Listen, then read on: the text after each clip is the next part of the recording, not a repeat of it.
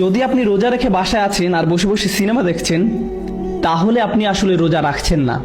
আপনি রোজা রাখছেন না, কারণ আপনার অন্তর এখন আপনার ভুল আকাঙ্ক্ষাগুলোর কাছে হার স্বীকার করছে।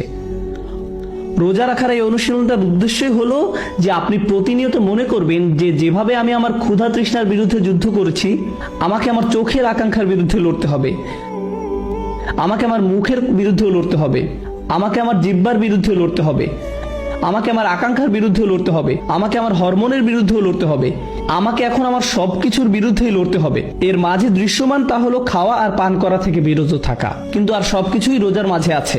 লাআল্লাকুম তাত্তাকুন, আশা করা যায় তোমরা আল্লাহ ভীরু হতে পারবে। এই জিনিসটাই যদি আমাদের মনে না থাকে, তাহলে বনি ইসরায়েলের সাথে আমাদের আর কোনো পার্থক্য থাকছে না। তারাও রোজা রাখতো, কিন্তু তাদের মাঝে কি ছিল না? তাদের তাকওয়া ছিল না। আপনি যদি এটাই ভুলে যান যে কেন আপনি রোজা রাখছেন, তাহলে আপনি তাই